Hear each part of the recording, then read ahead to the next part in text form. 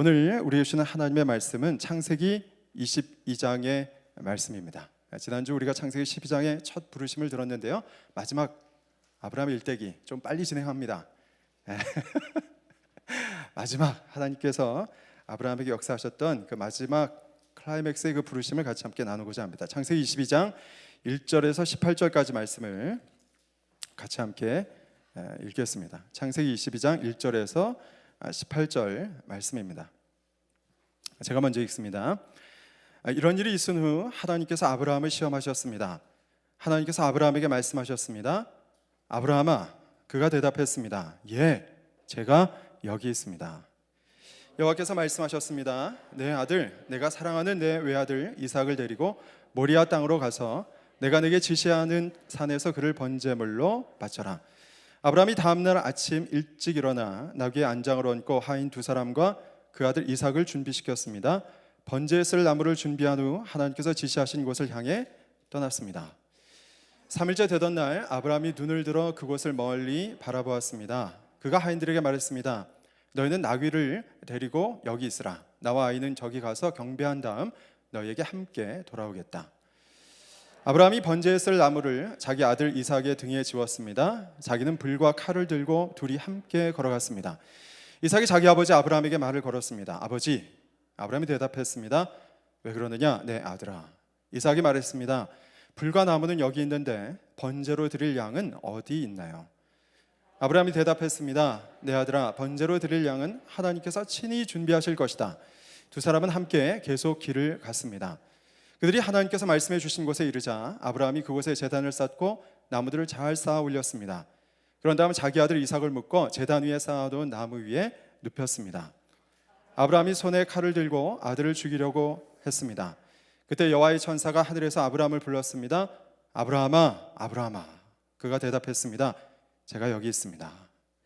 천사가 말했습니다. 그 아이에게 손대지 마라. 그에게 아무것도 하지 마라. 내가 내 아들, 곧 내 외아들까지도 내게 아끼지 않았으니 이제 내가 하나님을 경외하는 것을 내가 알았노라. 아브라함이 눈을 들어보니 순양 한 마리가 덤불에 뿔이 걸려 있었습니다. 아브라함은 가서 그 양을 잡아 자기 아들 대신 번제물로 드렸습니다. 그리고 아브라함은 그것을 여호와 이레라고 불렀습니다. 그래서 오늘날까지도 사람들이 여호와의 산에서 준비될 것이다 라는 말을 합니다. 여호와의 천사가 하늘에서 두 번째로 아브라함을 불러 말했습니다. 여호와의 말씀이다. 내가 나를 두고 맹세한다. 내가 이렇게 내 아들, 곧 내 외아들을 아끼지 않았으니 내가 반드시 복을 주고 반드시 내 자손을 하늘의 별처럼 바닷가의 모래처럼 많아지게 하겠다. 내 자손이 원수들의 성문을 차지할 것이다. 내가 내 말에 순종했으므로 내 자손을 통해 이 땅의 모든 민족들이 복을 받을 것이다. 아멘. 우리가 지난 시간부터 이 아브라함에 대한 이야기를 같이 함께 나누고 있습니다. 특별히 아브라함이 성경에서 굉장히 중요한 이유가 있습니다. 그것은 이 아브라함으로부터 하나님께서 이 땅을 향한 구원의 그 놀라운 드라마, 그 역사를 시작하셨다라고 하는 것입니다. 그것은 인간이 타락하기 전에 하나님께서 처음 창조하신 그 모형 그대로 우리를 회복하시기 위한 구원의 계획이었습니다. 그 놀라운 하나님의 구원의 계획의 첫 발걸음을 바로 아브라함이 시작한 것이죠. 그것은 믿음으로 하나님의 부르심에 응답해서 본토 친척 아비집을 떠나는 것으로부터 시작되었습니다. 그리고 오늘 본문에 자신의 아들 이삭을 바치는 것을 통해서 완성됩니다. 그런 점에서 오늘 본문은요, 너무나 중요합니다.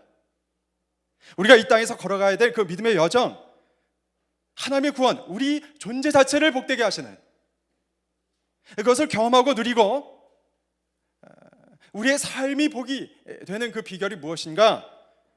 바로 오늘 본문이 아주 분명하게 우리에게 보여주고 있기 때문에 그렇습니다. 저는 오늘 본문을 함께 나눌 때 우리의 인생 전체를 복되게 하시는, 여러분, 하나님은요 그 계획을 우리 모두에게 갖고 계시는 줄 믿습니다. 그것을 온전히 이루어가는, 경험하고 누리는 사건들이 여러분 가운데 있게 되기를 간절히 바랍니다. 여러분, 하나님은 오늘도 살아계십니다. 말씀을 통해서 우리에게 말씀하십니다. 내가 이렇게 역사한다. 내가 일들을 이렇게 이룬다. 내 인생을 내가 이렇게 이끌어 간다. 이렇게 말씀하시는 거예요. 우리의 귀가 열리기 원합니다. 우리의 눈이 열리기 원합니다. 우리의 삶이 주의 말씀 앞에 온전히 세워지는, 경험되는 놀라운 사건이 있게 되기를 간절히 축원합니다. 자, 먼저 오늘 본문의 시작입니다. 22장 1절에서 2절 말씀을 같이 한번 읽겠습니다. 시작.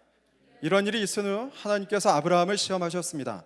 하나님께서 아브라함에게 말씀하셨습니다. 아브라함아, 그가 대답했습니다. 예, 제가 여기 있습니다. 여호와께서 말씀하셨습니다.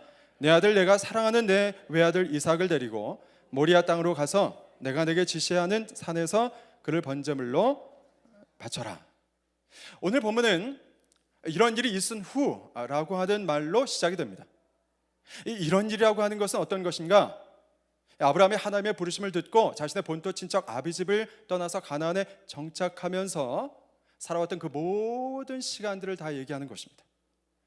여러분, 지난 시간에도 말씀드렸지만요, 하나님께서 가라고 하신 이 가나안 땅은 결코 쉬운 곳이 아니었습니다.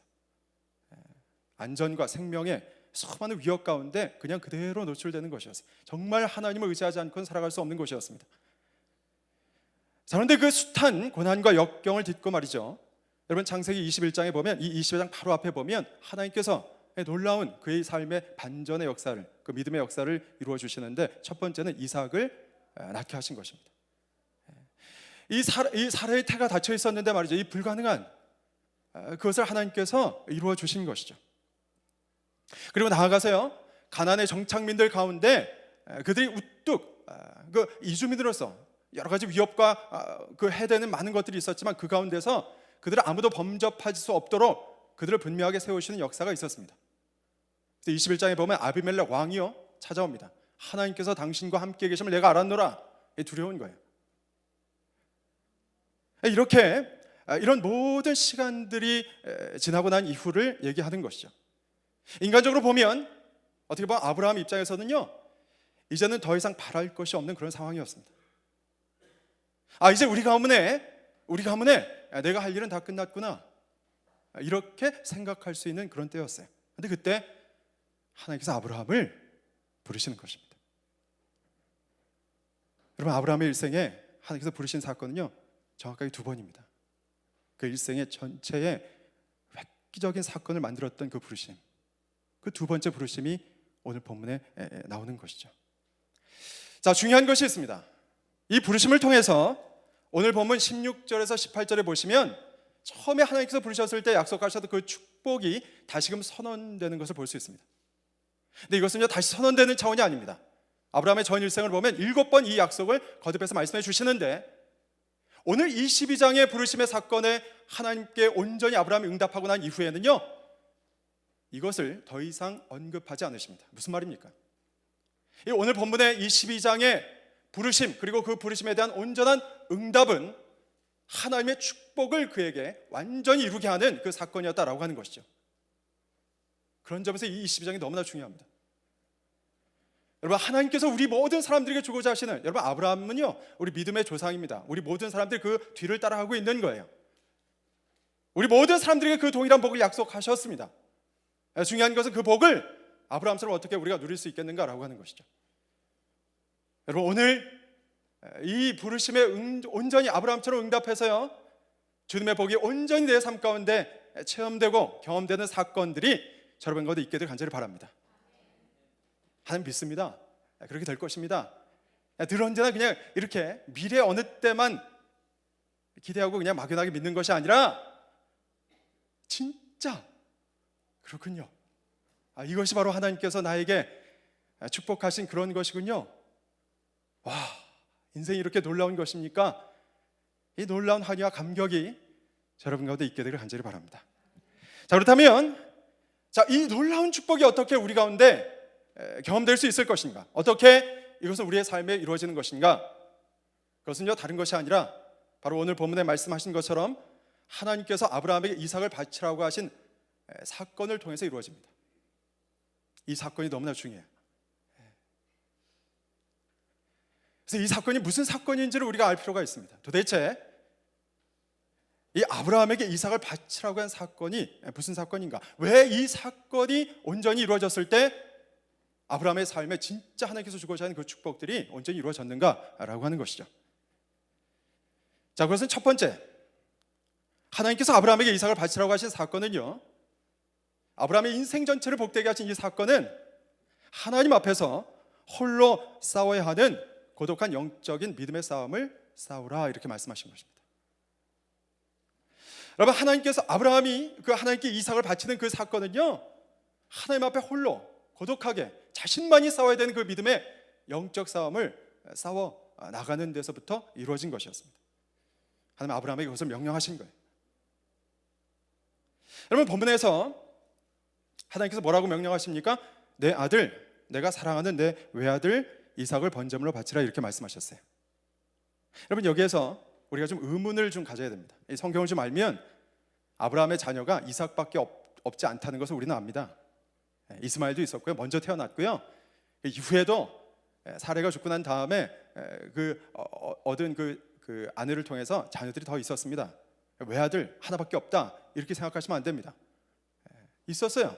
자, 그런데 왜 오늘 본문에 하나님께서 아브라함에게 내 아들, 내가 사랑하는 내 외아들 이렇게 말씀하셨을까라고 하는 것입니다.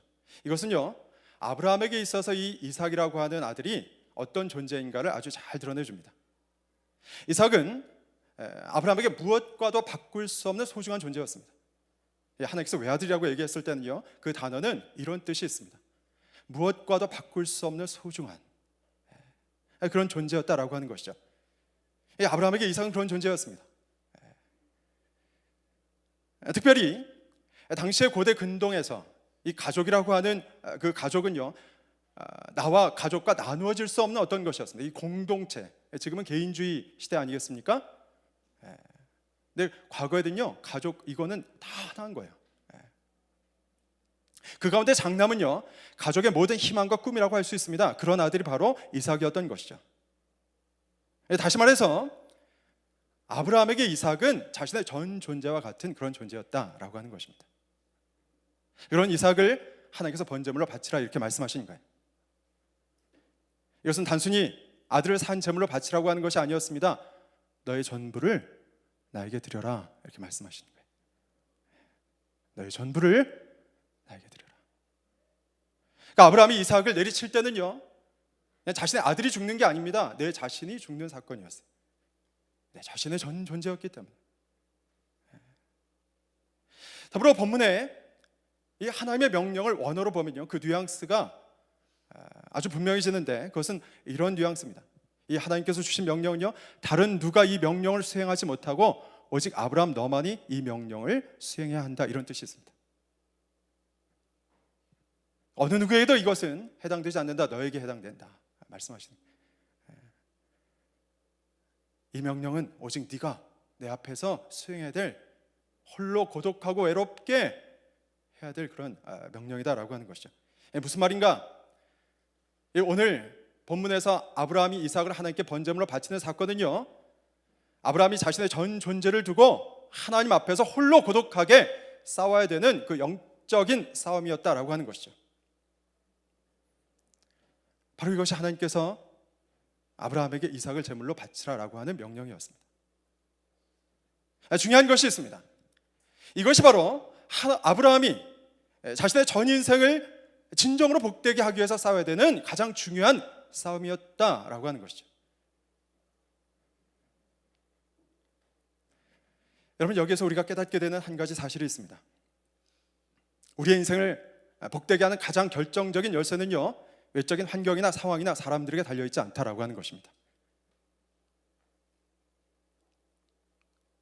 나의 능력과 지식과 소유에도 있지 않습니다. 그 키는 바로 내 자신에게 달려있고 내 속 사람에게 달려있습니다. 바로 이것이 우리가 하나님 앞에서 우리의 전 존재를 걸고 믿음의 영적 싸움을 싸워야 하는 이유인 것이죠. 그 자리로 지금 아브라함을 부르시는 거예요. 나는 너를, 내 존재 자체를 복되게 하고 싶다. 너는 이제 그 싸움을 싸워라 말씀하시는 것이죠.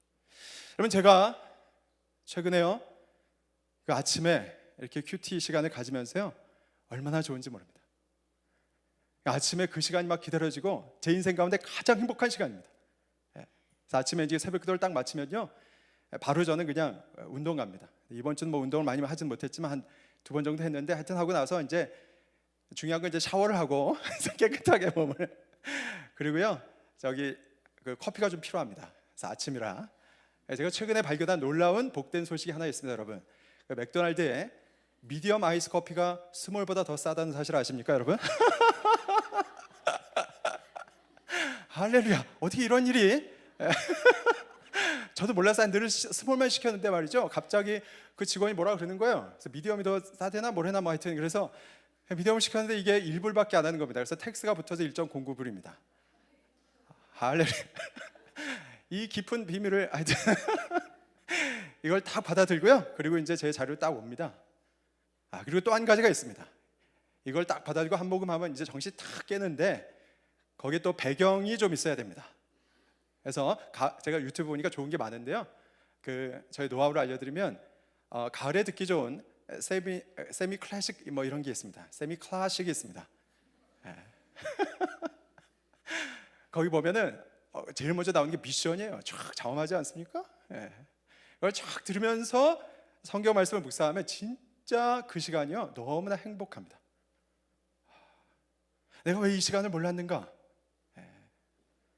그 시간은요 그냥 뭐 내가 설교 준비하기 위한 게 아닙니다. 그냥 주님을 만나고 싶어서 그냥 그분과 함께 그 시간을 막 누리고자 하는 거예요. 여러분 저는 여러분 가운데 이 시간이 반드시 있게 될 간절히 바랍니다. 여러분 제가 여러분 이것은요 제가 이것을 하면서 깨달은 게 있습니다. 여기서부터 모든 것이 시작되는구나. 그것을 깨닫고 난 다음에는요 이것을 포기할 수 없는 거예요. 여러분 우리의 인생 가운데 물론 좋은 것은 알지만 바쁘고 그 여러 가지 분주해지면 가장 먼저 사라지는 것, 그 가치를 모르면요 그렇게 되어 있습니다. 저한테도 사실은 큐티가 그랬던 것이죠. 그러나 보니까요 그것이 전부였어요. 내가 이것도 모르고 무슨 하나님의 일을 했던가 이런 생각이 들었습니다. 공허하게 울리는 꽹과리처럼 피곤하고 소진만 되고 말이죠. 진짜 먼저 하나님께서 내 자신 변화시켜 주셔야 그 변화의 열매와 그 역사와 능력들이 나를 통해서 그 생명이 나타나기 시작하는데 내가 왜 그것을 몰랐을까?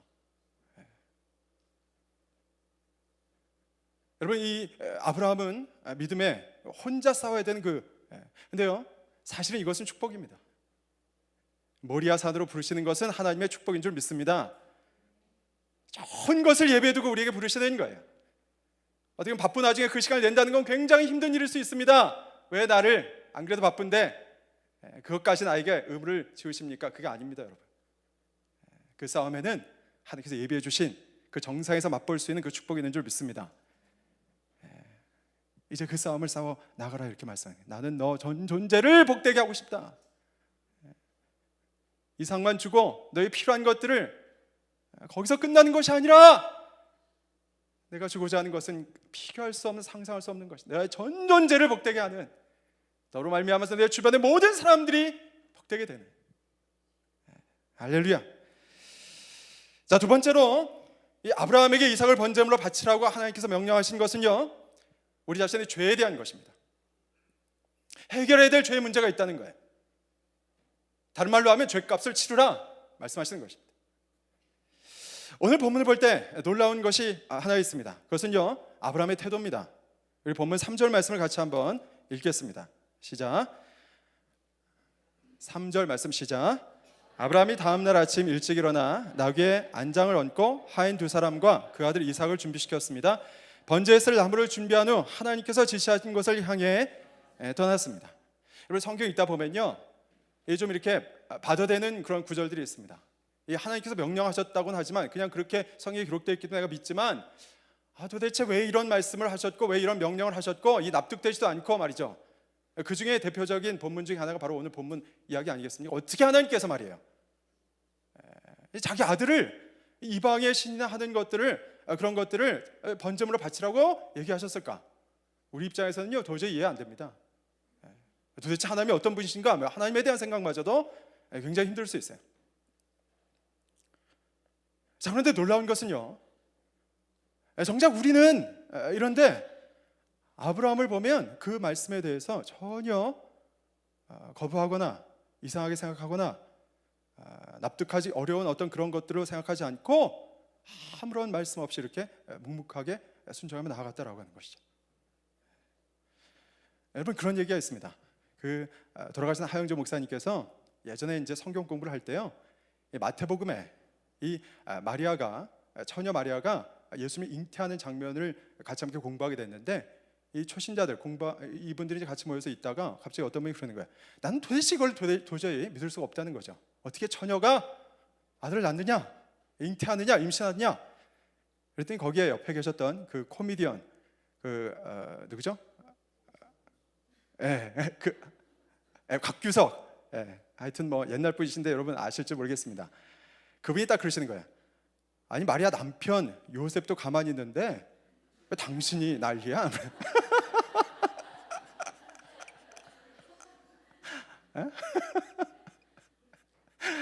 여러분, 오늘 본문에도 그게 있어요.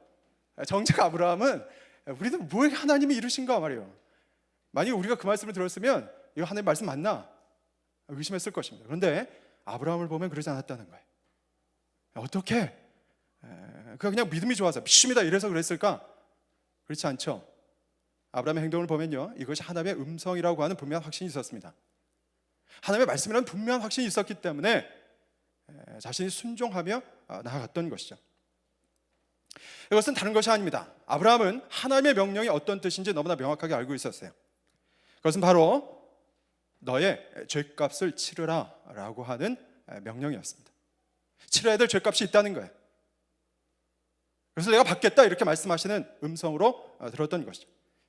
여러분, 성경에 보면 이스라엘 백성들이 죄를 지었기 때문에 첫 아들의 목숨을 바쳐야 된다는 그런 구절들이 굉장히 많이 나오는 것을 볼 수 있습니다. 레위기는요, 그 목숨 대신에 정기적으로 제물을 바친다든지 아니면 이스라엘의 장자들을 대표해서 레위인들을 헌신하게 하는 것을 보게 됩니다. 아까 하나님이 이스라엘 백성들을 노예로 삼았던 그 이집트를 심판했을 때 보면 마지막 최후의 심판이 무엇입니까? 장자의 목숨을 취하는 것이었어요. 이유는 무엇입니까? 앞서도 말씀드렸지만 이 장자가 바로 그 가족 자체였기 때문에 그렇습니다. 다시 말해서 이 장자의 생명을 요구하시는 것은요, 죄값을 치르라, 네가 치러야 될 죄값이 있다, 이 죄에 대해서 말씀하시는 것이죠. 아브라함은 당시의 시대적인 문화적인 상황 속에서 하나님의 명령이 어떤 것을 의미하는 것인지를 분명히 알았습니다. 그리고 동시에 자신이 하나님 앞에 죄인이라고 하는 사실도 분명하게 깨닫고 있었던 것이죠. 두말 없이 하나님 앞에 나아갔던 것입니다. 우리는 여기에서 우리가 싸워야 될 영적인 싸움, 그 싸움이 바로 죄와의 싸움임을 깨닫게 됩니다. 하나님께서 우리를 부르시는 거예요. 그 부르심의 그 모리아 산까지 올라가는데 우리가 싸워야 될 그 영적인 싸움의 실체가 무엇인가, 우리가 진짜 싸워야 될 그 싸움의 그 본질이 무엇인가, 우리 자신의 죄와의 싸움이다 라고 하는 것이죠. 여러분, 다른 사람의 죄가 아니라 바로 내 자신의 죄예요. 그리고 이것이 우리가 누릴 하나님께서 우리에게 주고자 하시는 모든 축복을 가로막고 있는 것입니다. 다른 사람 때문이 아닙니다. 환경 때문이 아닙니다. 성경은 분명하게 우리에게 얘기합니다. 바로 내 자신의 죄 때문에 내 인생이 그렇게 망가지고 무너지고 하나님의 축복을 경험하지 못하는 것을 이렇게 말씀하시는 거예요. 우리는 그 영적인 싸움의 자리에서 이것을 분명히 깨달아야만 합니다. 다른 어떤 것이 아니라 바로 내 자신의 죄의 문제가 하나님 앞에 먼저 해결되지 않으면 내 인생 전체를 복되게 하시고 말씀하시는 그 하나님의 은혜와 그 은총을 누릴 수 없다라고 하는 것이죠. 여러분, 물론 우리는 예수 그리스도를 믿는 사람들입니다. 예수 그리스도를 말미암아서 의롭다 하심을 입은 사람들입니다. 그러나 기억할 것이 있습니다. 그렇다고 해서 우리에게 죄의 영향력이 없는 것은 아니다라고 하는 것이죠. 이것은 마치 애굽을 탈출하고 하나님의 구원을 경험한 이스라엘 백성들이 애굽은 공간적으로 지리적으로 떠나왔을지 몰라도 그들의 뼛속 깊이, 그들의 심령 깊숙하게 죄에 사슬되어 있는, 노예되어 있는 그것을 벗어나지 못해서 그들이 가나안까지 가지 못하고 광야에서 멸망한 것과 똑같습니다. 이미 우리는 구원 받았습니다. 예수 그리스도 말미암아. 그러나 중요한 것은 그 구원의 은혜가 진짜 내 자신이 다뤄야 될 그냥 겉으로만 포장해 주셨는데 내 자신의 그 속사람, 이미 세상 가운데 오염되어 있는 그것이 어떻게 바뀌고 변화될 수 있겠는가라고 하는 것이죠. 그런 점에서 우리가 우리 자신의 죄와 직면하는 것은 우리가 싸워야 될 영적인 싸움의 핵심입니다. 자, 그렇다면 도대체 어떤 죄와 싸울 것인가? 무엇이 우리가 싸워야 될 죄인가라고 하는 것이죠. 그것은 우리의 감정과 아주 밀접한 관련이 있습니다. 감정은 우리 자신의 영성의 바로미터입니다. 내 자신이 지금 영적으로 건강한가 그렇지 못한가, 그래서 아주 단적으로 드러내주는 것이 바로 우리 자신의 감정이라고 할 수 있습니다. 그중 대표적인 것이 바로 두려움입니다.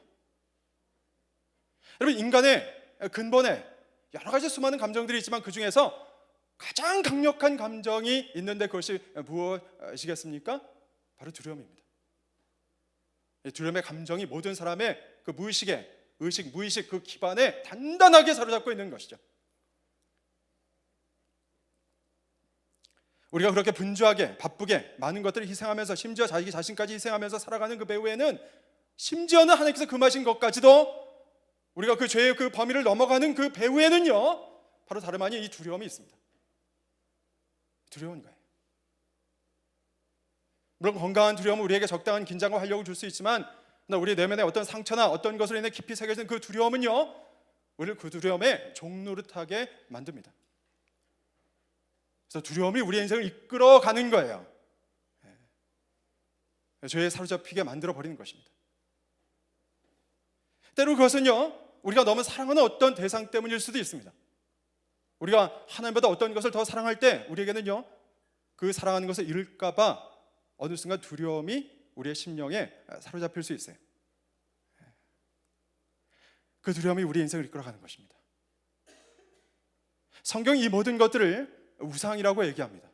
우리가 두려워하는 것, 우리가 하나님보다 더 사랑하는 것, 그 모든 것이 우리의 인생을 이끌어가고 죄악 가운데 이끌어가기 때문에. 여러분, 크리스찬이 하나님 외에 다른 신들과 우상들을 우리가 섬기겠습니까? 문제는 우리 안에 있는 우상들입니다. 이것이 우리를 죄악 가운데 죄의 포로로 사로잡아 가는 것이죠. 하나님은 이것을 우리에게 직면하라 이렇게 말씀하십니다. 바로 이것이 우리의 인생을 복되게 하지 못하게 만드는 것이기 때문에 그것을 가지고 내 앞으로 나오라 이렇게 말씀하는 것이죠. 여러분, 성경에 보면 다윗의 삶을 보면요, 그가 얼마나 연약한 사람이었습니까? 근데 그는 건강한 사람이었습니다. 왜 그렇습니까? 자신의 모든 감정들, 그 모든 것들을 하나님 앞에 가지고 나와서 직면하며 그 문제들을 다뤘기 때문에 그렇습니다. 그런데 그는 물론 연약한 인간이었고 죄를 지을 수 있지만, 그러나 결코 죄악 가운데 사로잡혀 있지 않은, 하나님께서 주시는 그 축복과 은혜를 누릴 수 있는 그 사람이 되었던 것이죠. 여러분, 여러분을 두렵게 하는 것이 어떤 것입니까? 성경은요, 하나님의 그 어떤 것도 두려워하지 할 수 없다고 이렇게 얘기하십니다. 그 두려움을 직면하십시오. 그 문제를 가지고 하나님 앞에 싸움을 싸우십시오. 자, 마지막으로 세 번째, 하나님께서 아브라함에게 이 이삭을 번제물로 바치라고 하신 사건은요, 결론적으로 이렇게 얘기할 수 있습니다. 예수 그리스도의 사랑을 받아들이라 라고 하는 것입니다. 예수 그리스도의 사랑을 받아들이라. 본문 10절에서 13절 말씀을 같이 한번 읽겠습니다. 시작. 아브라함이 손에 칼을 들고 아들을 죽이려고 했습니다. 그때 여호와의 천사가 하늘에서 아브라함을 불렀습니다. 아브라함아, 아브라함아. 그가 대답했습니다. 제가 여기 있습니다. 천사가 말했습니다. 그 아이에게 손대지 마라. 그에게 아무것도 하지 마라. 내가 내 아들 곧 내 외아들까지도 내게 아끼지 않았으니 이제 내가 하나님을 경외하는 것을 내가 알았노라. 아브라함이 13절 시작. 눈을 들어보니 순양 한 마리가 덤불에 뿔이 걸려 아브라함은 가서 그 양을 잡아 자기 아들 대신 번제물로 드렸습니다. 오늘 본문에 보면요, 아브라함이 이삭을 하나님께 번제물로 바치러 갑니다. 칼을 막 내리치려고 하는데, 근데 그때 하나님의 사자가 다급하게 명령하죠. 아브라함아, 아브라함아, 그 칼을 치워라 말씀하는 거예요. 그 아이에게 손대지 말고 아무것도 하지 마라. 그리고는 하나님께서 예배해 주신 순양을 보게 하십니다. 그리고 그것을 대신 이삭 대신 제물로 바치게 하시는 것을 볼 수 있어요. 여기서 우리가 알아야 될 굉장히 중요한 두 가지 사실이 있습니다. 첫 번째는 하나님께서 아브라함에게 그 영적 싸움을 싸우게 하시고 죄와 직면하게 하셔서 진짜 아브라함에게 보고자 하셨던 것이 어떤 것인가? 그것은요, 아브라함이 진짜 하나님을 사랑하는가? 라고 하는 것이었습니다. 두 번째, 하나님께서 아브라함의 죄값을 치르게 하신 것은 이삭이 아니라 양이었다라고 하는 사실입니다. 여기서 양은요, 오랜 세월 뒤에 양은 예표하는 것이 있습니다. 아브라함은 예수 그리스도를 보지 못하고 그러나 그분을 믿고 갔어요. 우리는 예수님을 알고서 그분을 믿습니다. 이 양은 바로 예수 그리스도를 예표하는 것이죠. 바로 그 모리아산 언덕에서 돌아가신 분이 계십니다. 누구십니까? 그분이 바로 예수 그리스도예요. 이 양은 바로 그 예수 그리스도를 예표하는 것이죠. 다시 말해서 오늘 본문에서 우리에게 얘기해 주시는 것이 있습니다. 진짜 우리의 죄값을 치를 수 있는 분, 우리로 하여금 다시는 죄의 멍에를 매지 않고 우리가 죄와 그 문제를 가지고 주님 앞에 씨름하며 나아갈 때 그 죄의 모든 사슬에서부터 벗어나게 하시는 그 능력, 어디에서부터 주어지는가? 네 자신에게 있지 않다라고 말씀하시는 거예요. 결국 그걸 갖고 이렇게 올라갔지만 결국 양을 통해서, 그 양은 예수 그리스도, 오실 예수를 예표하는 것입니다. 그 예수 그리스도를 통해서만 그 죄로부터 자유해져서 진정한 하나님의 축복의 통로로 살아갈 수 있다, 이렇게 말씀하시는 것이죠. 하나님은 아브라함이 하나밖에 없는 외아들 이삭을 바치러 갈 때 그를 저지하셨어요. 놀라운 사실이 있습니다. 정작 하나님께서는 자신의 하나밖에 없는 외아들 예수 그리스도께서 십자가에 달리셔서 하나님 어찌하여 나를 버리시나이까 외칠 때는 아무런 말씀도 하지 않으셨다라고 하는 것입니다. 이유가 무엇입니까? 오직 예수 그리스도의 피값만이, 그 보혈만이 우리의 죄값을 치를 수 있고 우리를 진정으로 자유하게 할 수 있는 것이기 때문에 그렇습니다. 특별히 여기에서 우리가 주목할 것이 있습니다. 이 시대 우리가 하나님께 드려야 될 그러면 진정한 경외함이 무엇인가? 오늘 본문의 그 영적 싸움, 그 모리아 산 정상에서 내가 이제야 네가 나를 경외하는 줄 알겠다, 이렇게 말씀하셨고 복을 확증해 주셨는데, 복받게 하셨는데, 우리가 드려야 될 그 경외함이 어떤 것인가라고 하는 거예요. 이것이 중요합니다. 아브라함은요, 오실 분이 그분이 누구이신지 몰랐지만 그분을 향해서 자신의 전 존재, 그 사랑을 쏟았습니다. 그러나 우리는 이미 알고 있습니다. 그런데 우리에게 필요한 게 있어요. 이 모든 것을 다 아는 우리에게 하나님께서 요구하시는, 진짜 하나님을 경외한다면 우리가 드려야 될 하나님께서 말씀하시는 그 음성은 어떤 것이냐면 이런 것입니다. 하나님께서 자신의 하나밖에 없는 사랑하는 아들 예수 그리스도를 우리에게 아끼지 않으셨으니 이제 저는 하나님께서 저를 사랑하는 줄을 알겠고 내가 그 사랑을 받아들입니다라고 하는 것입니다. 여러분, 이것이 바로 우리가 모리아산에서 하나님을 경외함으로 드려야 될 그 모습이라고 하는 사실입니다. 하나님께서 자신의 하나밖에 없는 사랑하는 아들 예수 그리스도를 우리에게 아끼지 않으셨으니 이제 저는 그 사랑 위에 서겠습니다 라고 하는 것이죠. 여러분, 영적인 그 모리아 싸움의 클라이맥스는 예수 그리스도의 십자가의 사랑 위에 서는 것입니다. 내가 사랑하는 것보다 더 중요한 것은요, 예수 그리스도의 십자가의 사랑 위에 서는 것입니다. 그리고 그 사랑 위에서 다시금 내려오는 것이죠. 여러분, 우리는 우리의 힘으로 죄와 맞서 싸울 수 없습니다. 죄를 깨닫고 직면할 수 있을지는 몰라도 죄를 이길 힘이 없습니다. 이 죄가 두려움과 깊은 연관이 있다고 말씀드렸습니다. 이 두려움을 어떻게 물리십니까? 우리가 어떻게 죄로부터 자유하게 됩니까? 사도 요한은 사랑에는 두려움이 없다 그랬어요. 온전한 사랑이 두려움을 내어쫓는다 말씀하십니다. 이 온전한 사랑은 예수 그리스도의 사랑을 얘기합니다. 이 사랑 위에 설 때만 진정 너의 모든 죄의 문제, 너의 인생을 파괴하는, 복된 존재로 거듭나게 만들지 못하는 그 문제들을 내가 진짜 해결할 수 있다, 이렇게 말씀하시는 것이죠. 여러분, 이 모리아산으로 부르시는 주의 음성을 들을 수 있게 간절히 바랍니다. 그리고 모리아 정상에서 아브라함이 만났던 그 하나님, 우리에게 말씀하시는 그 십자가의 보혈 위에 우리가 설 수 있기를 간절히 바랍니다. 마지막으로 제 이야기를 하고 마치겠습니다. 여러분, 앞서 말씀드린 것처럼 제 인생에 저는요 정말 또 다른 계절을 맞고 있는 것 같습니다. 저는 오늘 이렇게 올라오면서도 놀랐어요. 왜 이렇게 사람들이 많지? 아니, 그냥 나는 그냥 내 자신에게만 집중하고 내 자신의 그 문제만 영적으로 씨름할 뿐인데 어디서 사람들을 하나님께서 이렇게 보내주시나? 내가 돌아다닌다고 되는 게 아니구나, 하나님의 일은. 자, 근데요, 하여튼 이것보다도 그냥 저는 그냥 있든 없든 상관없이 정말 제 인생에 정말 풍성한 이 기쁨을 누리고 있습니다. 자, 그것은요, 하나님 앞에 전심으로 나아가는 거예요. 자, 그 가운데 하나님께서 저에게 깨닫게 해주신 것이 있었습니다. 내가 왜 목회를 하면서 분주하고 지치고 피곤하고 열매 없는 삶을 살았는가라고 하는 것입니다. 자꾸만 지치는 거예요. 소망이 생긴다기보다는 뭔가 이렇게 열정이 쏟을수록 더 사라지는 것이죠. 자꾸만 이렇게 삐그덕 소리가 내 자신 속에서 자꾸만 나는 것입니다. 그러니까 자꾸 뒤로 물러서고 싶은 거예요. 자꾸 피하고 싶은 것입니다. 자, 그것은요 다른 것이 아니라 사랑 때문이었어요. 하나님께서 저에게 이렇게 말씀하셨습니다. 중재야, 너는 진짜 성도들을 사랑하느냐? 말씀하셨어요. 여러분, 목회라고 하는 것이 무엇입니까? 사랑 아니겠습니까? 하나님을 사랑하고 이웃을 사랑하는 말씀하셨어요. 이것이 율법의 핵심입니다.